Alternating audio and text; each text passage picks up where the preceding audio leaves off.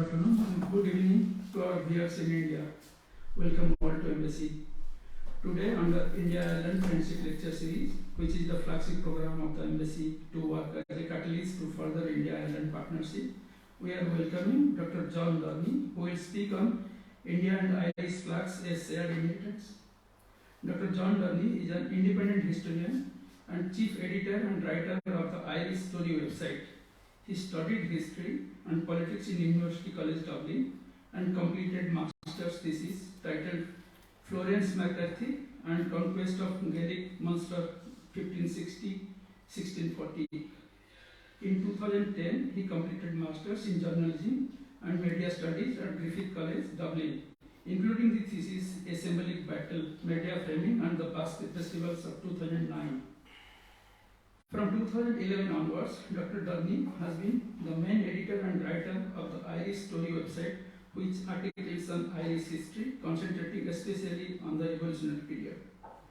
In 2014, his first full-length print book, Peace After the Final Battle, The Story of the Irish Revolution 1912 to 1924, was published by New Ireland Press.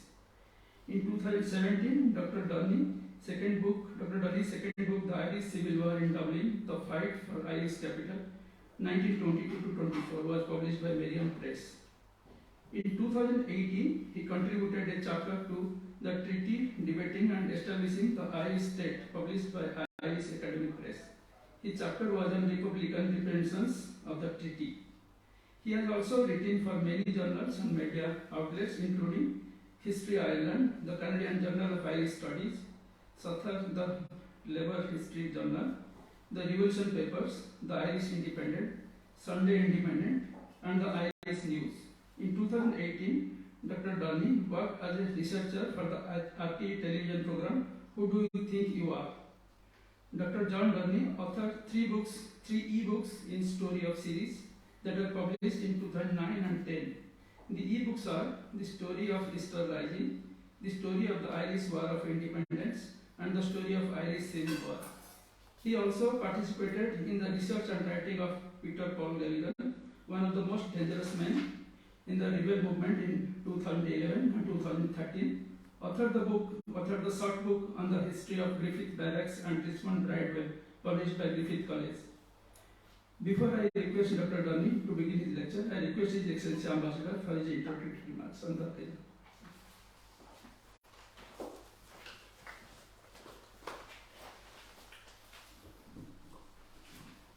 Namaskar, very warm welcome to the Embassy. I'm really delighted and privileged to welcome an esteemed friend, John Dorney, to the Embassy. I met him only recently and I have become his ardent fan and admirer. He's such a thorough scholar and a kind of encyclopedia for me, whom I keep troubling whenever I need some information and verification of facts. I'm really grateful to you, Dr. Dorney. Friends, this program is being hosted under the India-Ireland Friendship Lecture Series with a very special purpose, because this is a historic milestone 2022 for both of us. For Ireland marks 100 years of independence, and for us it's 75 years of independence. Yesterday we celebrated the 75th anniversary of our Independence Day. And the vision behind India-Ireland Friendship Lecture Series is that different facets of Ireland's life, scholarship, history, culture, governance, so scientific developments, those developments become known in India, across different circles in India. Similarly, we would like to have more Indian stories being disseminated through social media among Irish friends. And today's theme is very special because flag of India and Ireland is something which really strikes for any Indian coming to Ireland and for any Irish visiting India. The first thing that strikes is that how our two flags are so similar and so refreshing, great joy for us to look at them. I will not go into the historical aspect of Indian flag because we have a real historian among us, but I wish to share some very brief notions. First is that during the colonial period, India had two kinds of territories. One was directly under the British rule, so-called British India, and the second was princely states, more than 560 princely states. So what defines India? What can become the symbol of India? If the society is so divided, country is so politically fragmented, then to have a national flag, the concept of national flag itself, you need some kind of rallying point. And that is why you see there have been different ideas, different icons developed as flags to represent different sections of Indian society, and they have evolved. The real identification with one flag became possible only when Mahatma Gandhi's leadership became very, very prominent, and he brought a mass movement. And Indian National Congress, under his visionary leadership and guidance, came to represent, if not all, but very large section of Indian population. And that is why we have a flag which originally dates back to the flag of Indian National Congress. The first tricolor was designed at the inspiration of Mahatma Gandhi, and in 1931 the Indian National Congress officially adopted the tricolor, and that tricolor had a very clear imprint of Mahatma Gandhi in terms of the spinning wheel. In July, on 22nd of July 1947, when our constitution was being drafted in the Constituent Assembly, then Pandit Nehru moved a resolution for adoption of this current version of tricolor flag. And one significant, I was reading the Constituent Assembly debates, again thanks to inspiration from Dr. Dorney, that go back to the basic roots, original documents. I was looking at the Constituent Assembly debates, and it really struck me that the very first point that Pandit Nehru made was to clarify that the colors of the flag do not have any communal significance attached to it. And also he mentioned that how did they think of this flag? He says, we thought of a design for a flag which was beautiful, because symbol of a nation must be beautiful to look at. Secondly, we thought of a flag which would, in its combination and its parts, would somehow represent the spirit of the nation, the tradition of the nation, that mixed spirit and tradition which has grown through thousands of years in India. Also, he mentioned that there has been a slight verification from the Congress, the Indian National Congress flag of 1931 and the proposed national flag of India. He mentioned that there has been a slight variation in the flag used in the past years, in that the charkha, the spinning wheel, which symbolized the common man in India, the masses of India, that has been replaced by chakra, wheel, which has been taken from the top of the capital of the Ashoka column, dating back to the 4th century BC. That wheel is a symbol of ancient Indian culture. And also Ashoka represented what India stood for since ancient days. India stretched its hands to others, far off countries, and sent emissaries, trade agents, merchants. But Ashokan period was not a narrow national period, and India's ambassadors went abroad not in the way of an empire or imperialism, but as ambassadors of peace and culture and goodwill. And this flag of India with imprint of Ashoka and Chakra is not a flag of domination, but a flag of freedom to all people who may see it. And also Indian ships carrying Indian flag, that they are symbol of hope and freedom, and that if anyone is in distress, then they will come forward to help. Also, I wish to mention that Dr. S. Radhakrishnan, who was also member of the Constituent Assembly, and he participated in the debate, he made some very interesting points. He said he referred to the white stripe in the middle and also the Ashoka Chakra. He says by putting in the very center white, the white of sun's rays, white means the path of light, transparent simplicity and purity. We cannot attain purity, truth, unless we walk on the path of virtue. Ashoka's wheel represents to us wheel of law. Truth can only be gained by the pursuit of the path of dharma, the practice of virtue. Dharma is perpetually moving. Revolving wheel indicates to us there is death in stagnation. Sanatan Dharma is perpetually changing in its uninterrupted continuity, in its Sanatan character. That is that Sanatan character of Chakra. The red, orange or Bhagavad color represents the spirit of renunciation. Sarve tyage raj dharmeshu drashta. And the green represents our relation to the soil, relation to the plant life on which all other lives depend. We must build our paradise on this green earth. To succeed, Dr. Rajendra summed up, we must be guided by truth, symbolized by color white, practice virtue, symbolized by the wheel, adopt the method of self-control and renunciation by the saffron color, and the green of vitality and fertility and creativity.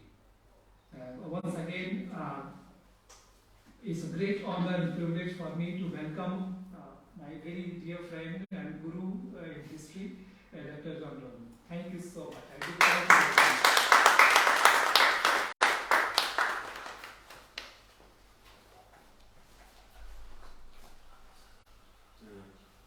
Oh dear, we seem to have a problem with the IT again. But while I'm waiting though, first of all, thank you very much for the invitation. Thank you very much for the kind words.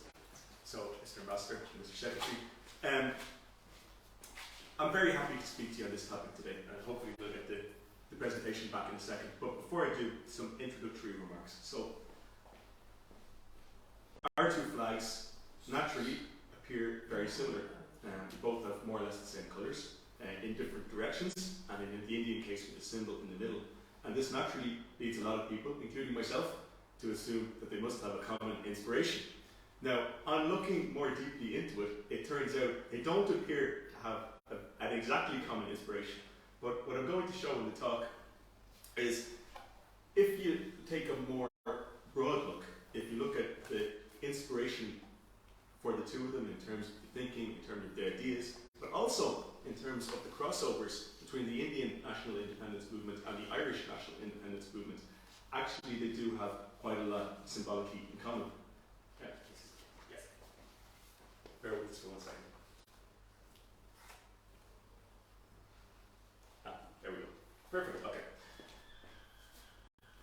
So, a shared inheritance, I have a question mark there, and while they don't have an exactly common inheritance, I'm going to show that I hope that they do in fact have broad similarities and things that we can both take away. So, first of all, they're both tricolors. So, originally in French, tricolor, in English language, tricolor, and in Indian, or in Hindi I believe, that tiranga. You'll have to excuse my Indian pronunciations, by the way, for the whole lecture. We have the picture on the left here shows a French Revolution. Actually, this is the Revolution of 1848. But of course, the more famous one is the Revolution of 1789. The picture on the right-hand side here is a German Revolution, again in 1848 for national independence. And both of our tricolours bear their intellectual inheritance to the tricolour as the flag of 19th century national revolution. So, the French Revolution of 1789 is not the very first tricolour in the world. There's a Dutch one, for example, before that. But it's the most famous one, and it becomes the symbol, as I said, of national revolution. So, originally, the French tricolour, the famous blue, white and red, symbolised the people of Paris controlling the monarch overthrowing the monarch eventually. Also, the revolutions in France for the same reason, 1830 and 1848. But the important thing for our purpose is, in the 19th century, what a tricolor, the colours could differ, represented was a constitution, a written constitution, a national assembly that would be elected, and popular sovereignty. So the legitimacy, the reason the ruler, the monarch was there, was the will of the people. This is what a tricolor represented. Now this had obvious implications for countries that were ruled by other countries. So among them, in 19th century Europe, were Germany, which of course adopted the tricolor. The Prussian monarchy, co-opted actually the Republican tricolor. Italy, which was unified in the 1860s. Belgium, which got independence in the 1830s. And Hungary, among others, which got more or less independence in 1867. And of course, Ireland.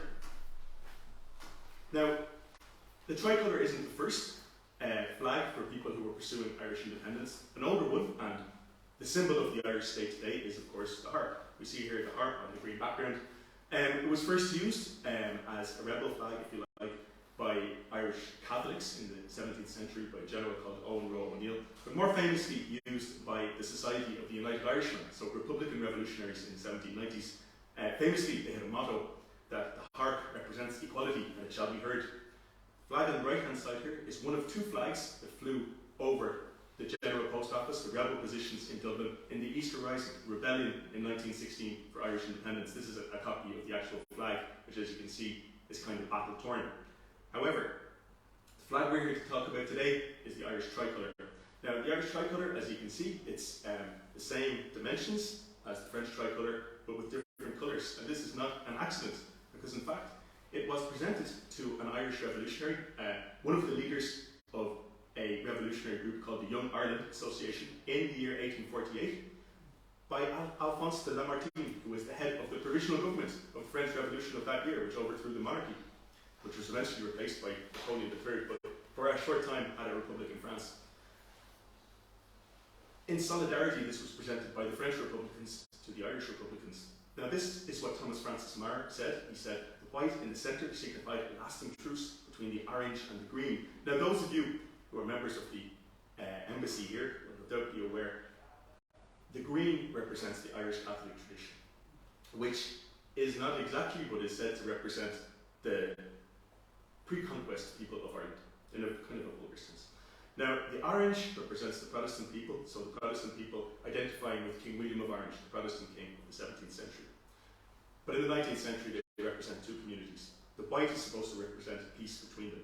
So, Thomas Francis Meagher continued, I trust that beneath its folds, the hands of the Irish Catholic and the Irish Protestant may be clasped in generous and heroic brotherhood. So it's unlike the Indian flag, it is actually about communal divisions, but it's about overcoming them. Now, although this is the original meaning of the flag, in Irish history, it took on a much more specific meaning, which is it's the flag of the Irish Republic. Okay, there's other flags like the harp flag, for example, can be incorporated into various royal insignia and so on. But the tricolor is specifically one thing, it's the flag of the Irish Republic. So for the independence of all of Ireland is quite often how it's interpreted. Now it was flown in the 1848 rebellion, which was a very small scale rebellion. What happened essentially was that while the Young Irelanders had quite a lot of members, they had about 50,000 members, they were trying rebellion in the middle of the Great Famine of the 1840s. It wasn't really possible to mobilise the populace, and most of the leaders were arrested beforehand. There was just one skirmish, which is represented here, after which most of the leaders, including Meagher himself, were arrested and deported. Later on, they were deported mostly to Australia, some to South Africa. Later made their way to America, where Meagher, for example, raised a regiment of Irish soldiers for the Union cause in the American Civil War, became known as Meagher of the Sword, and so on. But for our purposes, this is the first time where the Irish tricolor was flown. Now, in the struggle for Irish independence, which we're just at the centenary of the culmination of this and the creation of the Irish Free State 100 years ago, the tricolor really came into its own. So, in the insurrection, the rebellion, mostly in Dublin, in 1916, the tricolor flew alongside the Irish Republic flag. And at that point, it became adopted by the Republican, or at that time they called themselves the Separatist Movement. And again, what it means is the flag of the Irish Republic. Okay, its origins are Catholics and Protestants together, but that's no longer its meaning really. Now it's the flag of the Irish Republic. And we see here, of course, 100 years ago, unfortunately, we had a civil war in Ireland. This poster on the left here is an anti-treaty symbol, so people who were against the compromise of the treaty, and they say before the treaty, all of Ireland was just about to be independent, except for a little bit in the northeastern corner. After the treaty, all of Ireland is re-entering the British Empire. Now this argument has proved to be flawed, because of course the independence of the southern state was not, as anti-treaty outs maintained 100 years ago, sham. Part of Ireland, of course, Northern Ireland, is still part of the United Kingdom. But on the right hand side here is an Irish volunteer, so a member of the army, if you like, of the Irish Republic, which adopted the name the Irish Republican Army in 1919, and they have discipline and training. And this represents, the militant desire, but also the determined desire for, again, an Irish Republic. Now, for those not aware, the Irish state born in 1922 was termed the Irish Free State, and declared itself to be a republic in 1948, so almost the same time when India itself became independent. So, we can see the Irish Tricolor became the flag of the Irish state in 1922. Became the symbol, as I said, of the Irish Republic. Now, moving on to India. There is a crossover, I promise, but I'm going to go on a tangent for a little while and then get back to the connection. So, as my friend the Ambassador mentioned, this is the first flag of the Indian National Congress. Now, just like Ireland, independence was won through the form of a political party. In the Irish case, it was the Sinn Féin party. In the Indian case, the Indian National Congress. And today, these parties still exist, but their original meaning is more as a national movement than a political party. And so, I think it's justified to call this the first national flag of India. So designed by Bengali Venkaya, and again, excuse my Indian pronunciations, which are abysmal across the board. And originally, as was mentioned before, it was intended very similarly to the Irish flag to be overcoming communal divisions. So in the Indian case, red for Hindus, green for Muslims, and white inserted by Mahatma Gandhi for other religions, as well, of course, as the spinning wheel, so representing Indian native industry, self-sufficiency, and the common man. Now, while this doesn't appear like the Irish flag, you can see the thinking behind it is very similar. So you have different communities, which are often defined by religion, and the idea that they're coming together in the national cause. Self-sufficiency also, by the way, was very much part of the thinking, the ideology of Irish nationalists at the time. The very name Sinn Féin, of their political party, means we ourselves, the idea that Ireland can be self-sufficient. This is the Congress flag of 1931, and as we can see, this is much closer in similarity to the Irish flag. With the exception of the spinning wheel, it's the Irish flag just turned on its side. Now, what was proclaimed as the meaning was the saffron replaced the red to get away from sectarian or communal symbolism. So the idea of a national movement that moves beyond communal divisions. The green can represent fertility. It was also said at times in 1931 to represent faith, chivalry, and the white for peace, truth. Saffron, courage, sacrifice. Now, this flag was also used by the Indian National Army, which you should be aware, where Indian troops fought on the Japanese side in the Second World War. This one, of course, is the national flag of India since 1947. You'll all be aware. Now, the difference is mainly the symbol in the middle. So, as discussed previously by people who know a lot more about the history of India than me, this is the chakra, the symbol of Emperor Ashoka, so symbolizing, I think, national unity, would that be fair to say. As you can see, again, it's very similar to the Irish flag. So, we could conclude from this that there's no common inspiration at all, but I'm going to argue now that actually there is, because it's not a mere coincidence, I think, that the two flags look similar, because there's long-standing links and influences between Irish and Indian nationalists, and I'm going to mention only some of them. But one of them is this lady here, Anne Besant, who was an Irish woman. Well, she had an Irish mother, and her father was an Englishman who had studied here at Trinity College Dublin. She called herself an Irish woman, president of the Home Rule League of India, 1917 to 18. And Home Rule is a term taken directly from Irish history. So this is the call of Irish nationalists prior to the revolutionary period for home rule, for self-government. She also adopted an Irish slogan for India. So the famous slogan of Irish separatists was in the context of the First World War. England's difficulty is Ireland's opportunity. Well, she changed one word. England's need is Ireland's opportunity. This man here, V.V. Giri, later a president of India in the 1960s, studied here in University College Dublin, or as it was known at the time, the National University, 1913 to 1916. He was lectured by, among others, Thomas MacDonagh, who was one of the commandants of the volunteers of the Irish rebels in the insurrection of 1916. He wrote for their newspaper, the Irish Volunteer, and he met leaders of the rising, including James Connolly, also Patrick Pearse, I don't have in the notes there, both of whom were executed, and Eamon de Valera, who was one of the only commandants who was not executed after the rising, and of course became the Prime Minister, Taoiseach of Ireland, many years afterwards. Geary himself was a trade unionist in India, and as many of you will know, president in the 1960s. This man here, I need no introduction. The first Prime Minister of India, of course. Now, during the Irish Revolutionary period, Sean T. O'Kelly, who was later a President of Ireland, who during the Revolutionary period functioned as the ambassador of the rebel Irish government abroad, met Indian revolutionaries in London, Berlin and Moscow in 1920. And Mr. Nehru praised the 1916 Rising. In fact, he wrote that the 1916 Rising in Dublin was his great memory of the war years. He was very impressed by the willingness of people to die for Irish independence, and he said it was an inspiration to India. He also praised the speech of Roger Casement. So Roger Casement was a one-time British diplomat who had done humanitarian work, really reporting on abuses of human rights in places like the Congo and South America, but who changed into an Irish rebel, was liaising with the Germans during the First World War, and was captured when he arrived back in Ireland and was eventually executed. But he made a speech from the dock before his execution and his trial in 1916, talking about the right of people to self-determination and his willingness to die if necessary for this cause. Eamon de Valera, again, who was the president of the rebel Irish Republic of these years, he said in America, "We of Ireland and you of India must endeavour to rid ourselves of the vampire that is fattening on our blood." And of course he's referring there to the British Empire. And finally, in terms of connections, well, not quite finally, but finally in this connection, a man called Surjit Sen, how's my pronunciation? Not bad, passable. Founded an organisation in the 1930s called the Indian Republican Army, in direct imitation of the Irish Republican Army, guerrilla army of the Irish Republic.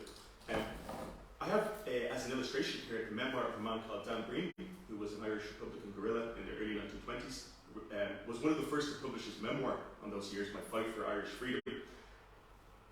And amazingly to me, this was noted as the textbook for revolution in India by this particular group who were based in Bengal. So some of the area where they operated there is now in Bangladesh, but their goal was the independence of India. And pamphlets seized by the police, they encouraged Indians to read and learn the history of Pearse, so one of the leaders of the insurrection of 1916, and his noble sacrifice. And as I noted, Dan Breen's memoir, which in some ways, by the way, is kind of self-aggrandizing and not always entirely truthful, but as I said, it was the first memoir from Ireland from those years, became a textbook for Indian revolutionaries, for these particular brand of Indian revolutionaries in the 1930s who wanted to pursue, if you like, an armed struggle. And they had a guerrilla campaign in the 1930s before finally Sen was executed in 1934.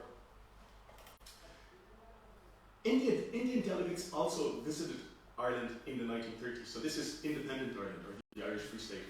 So Vijay Patel, a leading Congress member, visited Dublin in 1932 and helped unveil the memorial to Constance Markiewicz, so the foremost female leader of the independence movement in Stephen's Green, it stands today. A British official noted without enthusiasm, I think, it rather emphasises the fact that many of us have urged that the Congress Party of India are largely founding themselves on the methods by which the Irish Free State secured practical independence from Britain. So the British are saying that the Congress in India are very influenced by events in Ireland, admiring of the independent Irish state. And the man in the picture here, S.C. Bose, how's my pronunciation? Okay. Visited Ireland again in 1936 and received by Eamon de Valera, who I've mentioned a few times already, although he was banned from entering the United Kingdom at the time. So we can see there really are close connections and inspirations drawn by Indian nationalists from events in Ireland. Because India and Ireland are so similar, not really, but because they view the situations as similar, as crossing over, and as parallel. So, to sum up, a common inheritance. Ireland and its independence struggle really did influence India. Even though Ireland is a small country in northwest Europe and India is an enormous country in South Asia, due mainly to the prominence and the publicity of the Irish independence struggle in the English-speaking world. So Indian nationalists, though facing very different conditions, were inspired by events in Ireland from 1916 to 1921. And the adoption of the tricolour flag, although not apparently directly influenced by Ireland, may have been a backhanded nod to Irish influence and tribute to the Irish independence movement.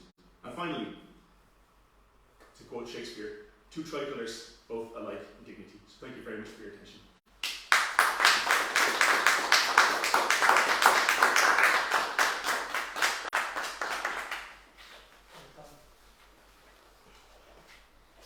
Thank you, Dr. Dorney, for bringing out many facts regarding the flags which are not available in public domain, at least till now. I am sure the audience here and in our Facebook Live would have enriched their knowledge through this lecture. Thank you. Thank you all.